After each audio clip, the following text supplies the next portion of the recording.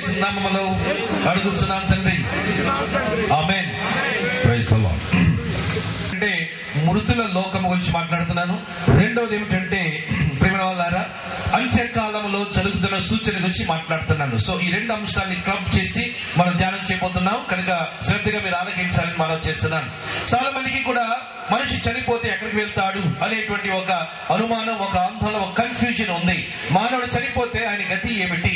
మన సత్యాన్ని సువార్తను ఎరగని వారు ఏమంటారంటే చేస్తే పరలోకం వెళ్తారు, లేకపోతే నరకం వెళ్తారు మరి అని చెప్పి అనుకుంటూ ఉంటారు. కానీ మరి స్వర్గం ఏమిటి, నరకం ఏమిటి, పుణ్యకార్యం ఏంటి, మరి పాపకార్యం ఏమిటి అనే దానికి నిర్వచనానికి వస్తే మరి బైబిల్ తప్ప మరి ఏ గ్రంథము కూడా చాలా స్పష్టంగా ఇంత స్పష్టంగా పాపాన్ని నిర్వచించలేదని నేను మనం చేసుకుంటున్నాను. ఆజ్ఞ అతిక్రమమే పాపము అని చెప్పిన ఏకైక గ్రంథము. ప్రపంచంలో 66 మతాలు ఉన్నాయి. ఈ 66 మతాలలో పెద్దవి చిన్నవన్నీ కలిపి మేజర్ రిలీజియన్స్ అని, మైనర్ రిలీజియన్స్ అని, ఎవరు మాట్లాడకండి ప్లీజ్. మేజర్ రిలీజియన్స్ అని, మైనర్ రిలీజియన్స్ అని మొత్తం ఒక 66 మతాలు ఉన్నాయి. ఈ 66 మత గ్రంథాలలో ప్రియమైనటువంటి దేవుని బిడ్డలారా, మరి ఒకే ఒక గ్రంథంలో మన భూత వర్తమాన భవిష్యత్తు కాలంను గూర్చి తెలిపబడినటువంటి ఏకైక పుస్తకము. అంతేకాకుండా మనిషి ఎక్కడి నుండి వచ్చాడు, మనిషి ఇప్పుడు ఎక్కడ ఉన్నాడు, మనిషి ఇప్పుడు ఎక్కడికి వెళ్ళబోతున్నాడు అని మరి భూత వర్తమాన భవిష్యత్ కాలంను గూర్చిన ప్రత్యక్షత ఇచ్చిన ఏకైక గ్రంథము ఏమిటంటే బైబిల్ గ్రంథము. గట్టి ఒకసారి చప్పలు కొట్టి దేవునికి స్తోత్రం చెల్లించుకుందాం. దేవుని వాక్యాన్ని బట్టి దేవునికి మహిమ కలుగును గాక. సో బైబిల్ గానీ చదవకపోతే నువ్వు ఎక్కడికి వెళ్తావో, ఎక్కడి నుండి వచ్చావో, ఇప్పుడు ఎక్కడ ఉన్నావు అని నీకు అర్థం కాదు. బైబిల్ చదివితేనే నీ యొక్క నిత్యమైన స్థితి గురించి తెలుసుకోగలుగుతావు. బైబిల్ చదివితేనే నువ్వు సరైనటువంటి మార్గంలో నువ్వు ఉండగలుగుతావని నేను మీకు మనవి చేసుకుంటూ ఉన్నాను. సరే, మనుషులు చనిపోతే ఏమైపోతారు, మనుషులు చనిపోయిన తర్వాత ఎక్కడికి వెళ్తారు అనే ప్రశ్నలు చాలా మందికి ఉన్నాయి. కొందరు ఏమంటారంటే భూతాలై దయ్యాలై మనల్ని పీడించుకుంటారు అని అంటారు. ఒక మరి ప్రకాశం జిల్లాలో చాలా సంవత్సరాల క్రితం మీటింగ్ వెళ్ళినప్పుడు అక్కడ కూటమి అయిపోయిన తర్వాత ప్రార్థనకి వచ్చాను. ప్రార్థనకి వచ్చినప్పుడు ఒక అమ్మాయికి ప్రార్థన చేస్తున్న అమ్మాయి కింద పడిపోయింది. దయ్యాలు మాట్లాడుతూ అరుపులు అరుస్తూ ఉన్నాయి. మొత్తానికి యేసునామములో ప్రార్థన చేస్తూ మేము గర్దిస్తున్నాం. ఇంతలో నువ్వెవరికి అడిగినప్పుడు ఈ అమ్మాయి వాళ్ళ అత్తని అని చెప్పింది. అప్పుడు నేను ప్రక్కనే వాళ్ళ బంధువులు అడిగాను, ఏమండి ఈ అమ్మాయి వాళ్ళ అత్తగారు ఎక్కడున్నారంటే జస్ట్ ఒక 10 రోజుల క్రితమే చనిపోయిందండి అని అన్నారు. అందుకని అందరూ ఏమనుకున్నారు, అమ్మో అర్థం వచ్చేసింది అని అనుకున్నారు. బైబిల్ మనకు తెలుసు కనుక నేనేమి గాబరపడలేదు. వాళ్ళు మట్టు గాబరపడిపోయి ఎక్కడో అక్కడ పరారైపోయారు. అత్తగారు చనిపోయి కోడల్లోకి దూరిందంట. ఆ అత్తగారు ఆత్మ ఇప్పుడు కోడల్లో ఉందంట. అందుకని ఇప్పుడు గాబర పడిపోయేసి మనుషులను భయక్రాంతులు చేసేసి సత్యాన్ని ఏంటో అర్థం కాకుండా చేసే భ్రమపరిచే ఆత్మలు ఇవన్నీ. కనుక నేను నిలబడి అన్నాను, ఇదిగో నీవు ఈ అమ్మాయి యొక్క అత్తగారు మట్టుకు కావు. ఎందుకంటే బైబిల్ చెప్తుంది ఒక మనిషి చనిపోయిన తర్వాత ఎక్కడికి వెళ్తాడు అనేది బైబిల్ చాలా స్పష్టంగా చెప్తుంది. కనుక నీవు మట్టుకు అత్తగారివి కాదు. కనుక నువ్వు ఒక దురాత్మవి, ఒక భ్రమపరిచే ఆత్మవు, ఒక దయ్యము శక్తివి. కనుక నీ ఇక్కడ ఉండడానికి వీలు లేదు, యేసు నామములో వెళ్ళిపోమని ప్రార్థన చేయగా మొత్తానికి ప్రభు కృపను బట్టి దేవుడు ఆ యొక్క ఆత్మను వెళ్ళగొట్టి ఆ అమ్మాయిని విడిపించాడు. దేవునికి స్తోత్రం కలుగును గాక. సో ఇలాగా చాలా మంది అనుకుంటున్నారు. నేను కూడా 1992 సంవత్సరంలో సెప్టెంబర్ మాసంలో సెప్టెంబర్ 11వ తారీఖు 9/11 నేను పుట్టాను. అయితే మరి 12వ తారీఖు నా పుట్టినరోజు తర్వాత దినమున మమ్మీ చనిపోయారు. కనుక సడన్ గా చనిపోయేసరికి ఆవిడ మీద మమకారం, ప్రేమ, ఆప్యాయత అవి అలా ఉండిపోయాయి. కనుక మమ్మీ ఫోటో పెట్టుకొని మమ్మీ ఫోటోతో మాట్లాడుతుండేవాడిని. ఇంకా 2 నెలలు అయిన వెంటనే మా డాడీ చనిపోయారు. ఇద్దరు 2 నెలల తేడాతో చనిపోయారు. డాడీ ఫోటో కూడా ప్రక్కన పెట్టి మాట్లాడుతుండేవాడిని. అమ్మ క్షమించు, నాన్న క్షమించు, మమ్మీ డాడీ ఐఎమ్ సారీ అని ఏదేదో అంటూ ఉండేవాడిని. కానీ అక్కడ ఒక లైట్, గ్రీన్ లైట్, ఒక దానికి రెడ్ లైట్ పెట్టి దండ వేసి ఏదేదో పిచ్చి పిచ్చిగా అంటే ప్రేమతో తల్లిదండ్రుల మీద ఆ యొక్క మరి జ్ఞాపకార్థంగా మాట్లాడుతుండేవాడిని. అయితే బైబిల్ చదివిన తర్వాత, బైబిల్లో ఎదిగిన తర్వాత నాకు అర్థమైన విషయం ఏంటంటే చనిపోయిన వారు ఎక్కడ ఉన్నారో నాకు అర్థమైంది. సో మీలో అనేక మందికి కొన్ని అనుమానాలు పోవడానికి వీలుగా ఈ రోజు ఈ సందేశాన్ని పరిశుద్ధాత్మ దేవుడు చెప్పమన్నాడు. జాగ్రత్తగా వినాలి. 7 లోకాలు ఉన్నాయి. నేను మొదటిగా మాట్లాడబోతున్న అంశము 7 లోకాల గురించి మాట్లాడతాను. అటు తర్వాత ప్రియమైన వాళ్ళారా 7 ముద్రల గురించి మాట్లాడతాను. సో జాగ్రత్తగా ఆలకించాలని మనం చేస్తున్నాను. 7 లోకాలు ఉన్నాయి. అన్యులు ఏమంటారంటే క్రైస్తవేత్తరులు, ఒరే 7 లోకాలు తిరిగి రావాలరా, 7 మెట్లు వెయ్యాలరా, 7 అడుగులు వెయ్యాలరా, 7 అనేది వాళ్ళు కూడా పాటిస్తున్నారు. ఒక రోజు ఒక హైందవ సహోదరుని అడిగాను, బాబు 7 లోకాలు అన్నావు కదా, ఆ లోకాల పేరు చెప్పు అని అడిగాను.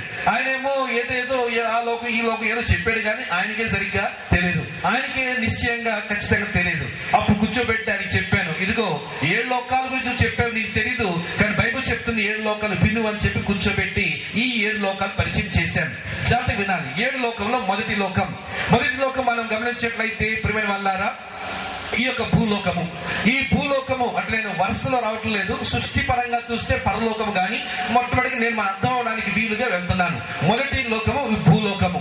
ఈ భూలోకమును దేవుడు ఏం చేశారంటే శూన్యములో ఆయన స్థాపించాడు. ఆది యందు దేవుడు భూమి ఆకాశములను సృజించెను. ఆది కాండం 1వ అధ్యాయంలో 1, 2, 3 చూసినట్లయితే అక్కడ భూమి శూన్యముగాను నిరాకారముగా ఉండేనని తర్వాత మనం చదువుతున్నాం.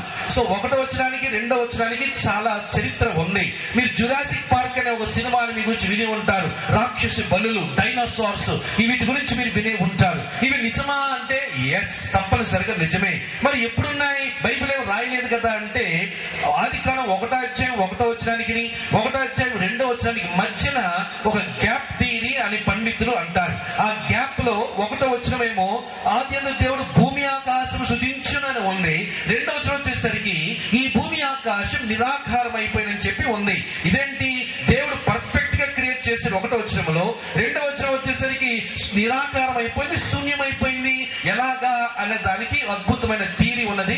ఈ థియరీని ఇప్పుడు నేను మాట్లాడటం లేదు కానీ ఆ గ్యాప్ పీరియడ్ కొన్ని కోట్ల సంవత్సరాలని శాస్త్రజ్ఞులు కనుగొన్నారు. 1వ వచనం ఆది కాండం 1వ అధ్యాయం 1వ వచనానికి, ఆది కాండం 1వ అధ్యాయం 2వ వచనానికి మధ్యన 1-2 వచనాల మధ్యన కొన్ని కోట్ల సంవత్సరాల కాలం గతించిపోయింది అని మరి బైబిల్లో ఉన్నటువంటి ఆనవాలు, బైబిల్ ఉన్నటువంటి ఆధారాలు, మనుషులు శాస్త్రజ్ఞులు కనుగొన్నటువంటి యొక్క రుజువులు బట్టి మనకు అర్థమవుతుంది. సో ప్రియమైన వాళ్ళారా, ఈ భూమిని దేవుడు సృష్టించి శూన్యంలో ఏలాడదీశాడు. ఈ భూమికి పునాది లేదు, అది గుర్తించుకోనండి. శూన్యంలో ఏలాడుతుంది. శూన్యంలో ఏలాడటమే కాదు, ఈ భూమి శూన్యంలో ఏలాడుతూ గుండ్రంగా తిరుగుతుంది, ఒక స్పీడ్ లోనే తిరుగుతుంది. ఇన్ని వేల కోట్ల సంవత్సరాల నుంచి ఈ భూమి ఒకే స్పీడ్ లో తిరుగుతుంది, ఒకే హెడ్ లో తిరుగుతుంది. స్పీడ్ తగ్గలేదు, స్పీడ్ పెరగలేదు.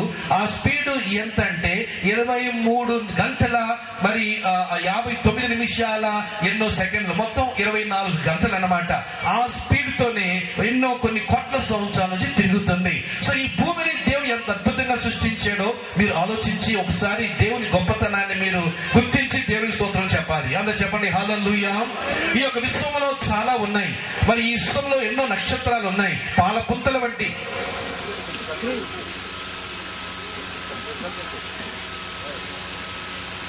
పాలపుంతల వంటి అనగా గ్యాలక్సీస్ వంటివి ఎన్నో విశ్వంలో ఉన్నాయి. మన మైండ్ కి అర్థం కాదు. శాస్త్రజ్ఞులు ఏమంటున్నారంటే మానవుని యొక్క బుర్ర 10⁻14 అంత ఎంత సమాచారం పడుతుందంటే 10⁻14 వరకే ఈ మెదడులో పడుతుందంట జ్ఞానం. 10⁻14 అనే అంకెకు క్యాల్కులేట్ చేస్తే ఎంతో తెలుసా? ఒక 2 కోట్ల పుస్తకాలలో, సామాన్యమైన పుస్తకాలలో 2 కోట్ల పుస్తకాలలో ఎంత జ్ఞానం ఉంటుందో అంత జ్ఞానము ప్రతి మానవుని యొక్క మెదడులో పడుతుందంట. దేవునికి స్తోత్రం కలుగును గాక. మీరేమనుకున్నారు? నేను తెలివి తక్కువదాన్ని, నేను తెలివి తక్కువని, నేను ఎర్రోడిని, నేను అర్రోడిని, కర్రోడిని ఇది అనుకుంటున్నాం తప్ప మనుషులందరినీ దేవుడు ఒకే రీతిలో చేశాడు. మనుషులందరికీ బ్రెయిన్ ఇచ్చాడు. కొందరు వాడుతున్నారు, కొందరు వాడడం లేదు. కొందరు వినియోగిస్తున్నారు, కొందరు వినియోగించడం లేదు. కానీ అందరికీ దేవుడిచ్చే సామర్థ్యం 10⁻14 అంటే 2 కోట్ల పుస్తకాల్లో పట్టే సమాచారం ఈ మైండ్ లో ఉంటుందని చెప్పి శాస్త్రజ్ఞులు చెబుతున్నారు. సో ప్రియమైన వాళ్ళారా, అంతవరకే. దీనికి మించి మానవుడు జ్ఞానాన్ని అర్థం చేసుకోలేడు. ఈ జ్ఞానం అంతా కూడా భూమి ఎలాడుతుందా, శూన్యంలో ఎలా ఎలాడుతుంది, దీన్ని నిలబెట్టింది ఏంటి అని ఆలోచిస్తే ఈ బుర్ర తట్టుకోలేదంట, పేలిపోద్దంట. నరాలు కండరాలు అన్ని కూడా పేలిపోయి చిట్లిపోతాయి. ఇది మానవ జ్ఞానానికి అతీతమైనది కనుక దాని అనంత జ్ఞాని అయిన దేవునికే వదిలిపెట్టేసి మనిషికి పరిమితమైనటువంటి జ్ఞానంతోనే సంతృప్తి పడాల్సిన అవసరం ఉన్నదని మీకు మనం చేసుకుంటున్నాను. సో ఈ దివ్యమైన అద్భుతమైన సృష్టి ఈ భూలోకము. ఈ భూలోకంలో దేవుడు 6 రోజులు అద్భుతమైన 29వ వచనంలో 6 ఆశీర్వాదాలు దేవుడు ఇచ్చాడు. సో ఈ భూమి మీద ఉన్నటువంటి జంతువులు, పక్షులు పక్షులు, మత్స్యాలు, ఆకాశం ఉన్నవి కానీ, భూమి కింద ఉన్నవి కానీ, సముద్రంలో ఉన్నవి కానీ, చెట్లైనా సరే, కర్రలైన ఏదైనా సరే మానవుడు ఏలాలి.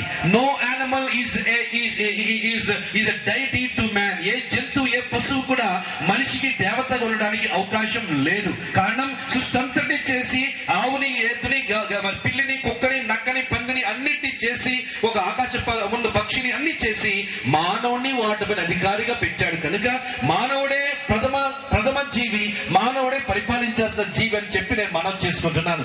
ఈ భూమి గురించి ఇంకా చెప్పుకుంటూ పోతే చాలా ఉన్నాయి. ఇప్పుడు నా టాపిక్ అది కాదు కనుక రెండవ లోకంలోకి వెళ్ళిపోతున్నాను. అందరూ చెప్పండి, మొదటి లోకం ఏమని చెప్పాను? ఈ భూలోకం. ఈ భూలోకంలో ప్రస్తుతం ఎవరున్నారు? నీవు, నేను ఉన్నాం. ప్రస్తుతం మనం ఏం చేస్తున్నాం? ఈ యొక్క ఊరిలో, ఊరి పేరేంటి? రామేశ్వరం అనే ఊరిలో కూర్చొని అందరు చక్కగా భోంచేసి టీవీల దగ్గర అన్యులందరూ కూర్చొని ఏదో చూస్తూ ఉంటే మీరు దేవుని సన్నిధిలో కూర్చొని చక్కని నాటికలు, స్కిట్లు, కొరియోలు చూస్తూ దేవుని వాక్యాన్ని వింటున్నారు. ఈ భూమి మీదే దేవునికి మహిమ కలుగును గాక. ఇది మొదటి లోకం. తొందరగా వెళ్ళిపోతున్నాను ప్రియమైన వాళ్ళారా. రెండో లోకం ఏమిటి? రెండో లోకములో మొదటి లోకము భూమి గురించి చెప్పాను. అయితే రెండవ లోకములో 5 భాగాలు ఉన్నాయి. 2 లోకంలో 5 లోకాలు ఉన్నాయి. అందులో మొట్టమొదటిది ఏమిటి చూసినట్లయితే అక్కడ తార్తరుస్ అని ఒక గ్రీక్ లో పదం వాడబడింది. తార్తరుస్ అంటే ఏమిటి? తార్తరుస్ అంటే యూదా పత్రికలో మనం చూసినట్లయితే యూదా పత్రిక మరి లోకం అని బైబిల్ చెప్తుంది. ఈ దూతలు ఎవరు? ఒకప్పుడు దేవుని దగ్గర ఉన్నవారే, కానీ వారు తప్పు చేశారు. ఏంటి వారు చేసిన తప్పు? మరి యెషయా గ్రంథం 14వ అధ్యాయం మనం చూసినట్లయితే ప్రియమైన వాళ్ళారా, అక్కడ 10, 11, 12 వచనాల్లో యెషయా గ్రంథం 14వ అధ్యాయము 10, 11, 12 వచనాల్లో, అదే విధంగా యేసయ్య గ్రంథం 28వ అధ్యాయం మనం గమనించినట్లయితే పరలోకంలో ఒక విప్లవం జరిగింది. పరలోకంలో ఒక తిరుగుబాటు జరిగింది. పరలోకంలో దేవునికి విరుద్ధంగా లూసిఫర్ అనే వెలుగుదూత, తేజో నక్షత్రమా, వేకువ చుక్కగా పేరు పొందిన వీడు మరి దేవునికి తిరుగుబాటు చేశాడు. వాడి యొక్క తిరుగుబాటుతో ఏకీపించినటువంటి వారు కొందరు దూతలు ఉన్నారు. అందులో సామాన్యమైన దూతలు ఉన్నారు, ప్రధాన దూతలు ఉన్నారు. బైబిల్ ప్రకారం 7 రకమైన దూతలు ఉన్నారని మనకు అర్థమవుతుంది. ఇవన్నీ కూడా తర్వాత మీరు ధ్యానం చేసుకోండి. కానీ 7 లెవెల్స్ ఆఫ్ ఏంజల్స్ ఉన్నారు బైబిల్ ప్రకారం. అయితే మొదటి రకం ఏంటంటే ప్రధాన దూతలు. అందులో మికాయేలు, గాబ్రియేలు, యూరియేలు, ఆరియేలు ఇలాగా మరి కొందరు ఉన్నారు. మిగతా 7 ఉన్నారు. వారిలో కొందరు మరి సాతాను లూసిఫర్ తో ఏకీపించి తిరుగుబాటు చేశారు. ఆ జోయే అనగా 4 జీవులు, అటు తర్వాత సేరోపులు, అటు తర్వాత కెరూబులు. అంటే వీడు క్లాస్ 4 ఎంప్లాయీ. ఈ లూసిఫర్ గాడు క్లాస్ 4 ఎంప్లాయీ. కానీ వీడు ఇంత చిన్న ఎంప్లాయీ అయ్యుండి కూడా వాడి అందాన్ని బట్టి, వాడుకున్న సౌందర్యాన్ని బట్టి, వాడుకున్న తలాంతును బట్టి పరలోకములో ఉన్న దూతలోకాన్నే మోసము చేయగలిగినంత వాడిని నీవు ఒక్కడిగా ఎదుర్కోగలవా? అందుకనే నువ్వు ఓడిపోతున్నావు. అందుకనే చూసావు కదా ఇందాక నాటికలు, అపవాది తంత్రములు ఎలాగ మనిషిని దేవుని నుంచి దూరం చేసి కత్తి ఇచ్చికి నువ్వు బ్రతకడం వేస్ట్ అయ్యా, నువ్వు ఆత్మహత్య చేసుకో అన్నంతగా అపవాది మనిషిని మాయ చేస్తూ ఉన్నాడని మీకు మనం చేసుకుంటున్నాను. కనుక వీడు అంత గొప్ప మరి కుట్రను అల్లి వాడికంటే 3 స్థాయిలు పై స్థాయిలో ఉన్నటువంటి ప్రధాన దూతలను కూడా వాడు ఒప్పించి తిరుగుబాటుకు వాడు సన్నాహాలు వేశాడు. అది దేవుడు తెలిసిపోయింది. దేవుడు తొలివేశాడు. తేజో నక్షత్రమా, వేకువ చుక్క, నువ్వు నేలన ఏల రాలితీవని ప్రభు అన్నాడు. కనుక ఆ ప్రధాన దూత చూడండి, గమనించాలి. 4వ తరగతి ఉద్యోగి అయిన లూసిఫర్ నే తట్టుకోలేకపోతున్నాం. మరి ప్రధాన దూతను తట్టుకోగలమా? ఒక్క దూత ఇలాగ చెయ్యి విసిరితే 1,65,000 మంది చనిపోగలరే. ఒక్క దెబ్బతో 1,65,000 మందిని చంపగలిగే సామర్థ్యం ఉన్న దూతలను దేవుడు ఏం చేశాడు? అక్కడ కటిక చీకటిలో నిత్య పాశములో బంధించాడు. అదే తార్తరుస్సు. ప్రియమైన దేవుని ప్రజలారా, ఆ దూతలు ప్రధాన దూతలను దేవుడు బంధించకపోయిందంటే ఈ రోజు మనం ఇలా ఉండుండేవాళ్ళం కాము. మనకు అవకాశం లేదు, మనం జయించలేము, చాలా కష్టపడి ఉండేవాళ్ళం అని చెప్పి మనం చేసుకుంటున్నాను. దేవునికి స్తోత్రం. మనందరి మేలు కొరకు ఆ ప్రధానత్వం నిలుపుకోపోయిన దూతలను దేవుడు తార్తరుస్సు అనే భాగంలో బంధించాడు. దేవునికి స్తోత్రం చెప్పండి. మొట్టమొదటి లోకం ఏమని చెప్పాను? భూలోకం. రెండో లోకం ఏమని చెప్పాను? తార్తరుస్. అంటే ఏ లోకం అది? పడిపోయిన ప్రధాన దూతలు బంధించబడిన లోకం. నంబర్ 3 మూడో లోకం వెళ్ళిపోతున్నాను. మూడో లోకం ఏమిటంటే ప్రియమైన వాళ్ళారా, అక్కడ మనం చూసినట్లయితే బిలాము అనేటువంటి లోకాన్ని చూస్తున్నాం. ఈ బిలాములో ఎవరుంటారంటే బిలాములో మరి ఈ యొక్క దురాత్మ చీకటి, అది కూడా తార్తరుస్ కాదు, కానీ అది కూడా ఒక కటికమైన చీకటి. అందులో ప్రియమైన వాళ్ళారా, ఈ దురాత్మ దురాత్మలు, దయ్యాలు, అంధకార చీకటి శక్తులు అక్కడ మెయిన్ వాటి హెడ్ క్వార్టర్స్ అన్నమాట. అయితే ఈ దురాత్మ, అంధకార శక్తులు ఏం చేస్తున్నాయంటే ఆకాశ మండలమును కూడా స్వతంత్రించుకున్నాయి, భూమి కింద భాగాన్ని స్వతంత్రించుకున్నాయి, జలముల మధ్యన కూడా స్వతంత్రించుకొని నీలి, నింగి, మరి నేల, ఈ 3 కోణాల్లో కూడా ఈ దురాత్మలు ఇప్పుడు మరి మనిషి మీద దాడి చేస్తున్నాయి. కొన్ని తుఫానులు, కొన్ని గాలులు, కొన్ని చెప్పాలంటే ప్రకృతి పరమైన విపత్తులు ఈ దురాత్మల వలన అపవాది కలిగిస్తున్నాడని చెప్పి నేను మీకు మనవి చేసుకుంటున్నాను. యోబు గ్రంథమే దానికి ఆధారం. దేవుడు అనుమతించాడు, ఫినిష్, ఏమైపోయింది, ఒకదాని తర్వాత ఒకటి ఎంత నాశనం తీసుకొచ్చాడు లూసిఫర్ గాడు యోబు జీవితంలో. వెంటనే 4 వార్తలు వచ్చాయి. 4వ వార్త ఏంటంటే నీ కొడుకులు, నీ కూతుళ్ళు అందరూ చచ్చిపోయారు. అంటే ప్రాణము తీయగలిగే సామర్థ్యం సైతానికి ఉన్నదని మీరు గుర్తించాలి. చాలా మంది శత్రువుని ఎరగకుండా, సాతాను గురించి పట్టించుకోకుండా ఏదో బ్రతికేస్తున్నారు, అందుకనే మీరు మోసపోతున్నారని మీకు మనం చేసుకుంటున్నాను. ప్రియమైన దేవుని బిడ్డలారా, ఈ 4వ లోకం ఏమిటంటే పాతాళము. పాతాళం ఏంటి? కీర్తన 9వ కీర్తన 17 చూసినట్లయితే దుస్తులను దేవుణ్ణి మరచు జనులందరూ పాతాళమునకు దిగిపోవుదురు. చాటి వినాలందరూ కుర్చీ పైకెత్తి దేవుని స్తోత్రం చెప్పండి, చెప్పండి హల్లెలూయా. 1964 గుడారంలో తీసుకొని వెళ్లి సాయంకాలం పూట దాన్ని విని ఎంతవరకు ఉందనేది ఈ యొక్క అల్ట్రా సౌండ్ ద్వారా తెలుసుకునేవారు. ఇలాగా ఈ యొక్క చెముడు బావి కొరకు తవ్వుతూ కొన్ని వేల అడుగులు లోతు తవ్విన తర్వాత దాన్ని తీసుకొని వెళ్లి రికార్డింగ్ అంతా 15 మంది సైంటిస్టులు కూర్చొని వింటున్నారు రాత్రి వేళ. సడన్ గా ఏమైందో తెలుసా? వాళ్ళు ఇంటి ఉంటుంటే సడన్ గా ఏమైందంటే మనుషుల యొక్క స్వరాలు వినపడ్డాయి. ఇదేంటి, కొన్ని వేల అడుగుల లోతు భూమి కిందన్న భాగంలో మానవుని స్వరాలు ఏమిటని ఆశ్చర్యపోయారు. అది అనుకున్నారు ఏదో మిషన్ ఏమో, ఇంజిన్ ఏమో ఏదో అనుకున్నారు, కానీ అంత లోతుగా మిషన్ ఏముంటుంది, అంత లోతులో ఇంజిన్లు ఏముంటాయి ఇదని చెప్పి జాగ్రత్తగా వినగా మానవ స్వరాలు, అరుపులు, కేకలు, పెద్ద సమూహం, కొన్ని కోట్ల మంది కలిసి ఏడుస్తుంటే, అరుస్తుంటే, వేడి అని ఆ నిప్పులో, ఆ యొక్క వేదనలో ఉన్న అరుపులను వారు గుర్తించారు. ఆ స్వరాలు విన్న తర్వాత ఆ టీంలో సగానికి సగం పారిపోయారు. అమ్మ బాబు, ఇదేదో దయ్యాల లోకం లాగా ఉందని చెప్పి. కానీ ఆ యొక్క టీం నాయకుడు గుర్తించాడు, బైబిల్ చెప్పిన అక్షరాలను నిజమని చెప్పాడు. బైబిల్ ఏం చెప్తుంది? కీర్తన 9:17 దుష్టులను దేవుని మధ్య జనులందరూ పాతాళమునకు దిగిపోవుదురు. అంటే చచ్చిపోయిన తర్వాత ఈ శరీరాన్ని మట్టిలో పాతి పెడతారు, కానీ ఆత్మ ప్రభుని నమ్ముకోకపోతే నీవు భూమి కింద భాగంలోకి వెళ్ళిపోతావు. అక్కడ ప్రియమైన వాళ్ళారా నరకమే, కానీ అది శాశ్వతమైన నరకం కాదు.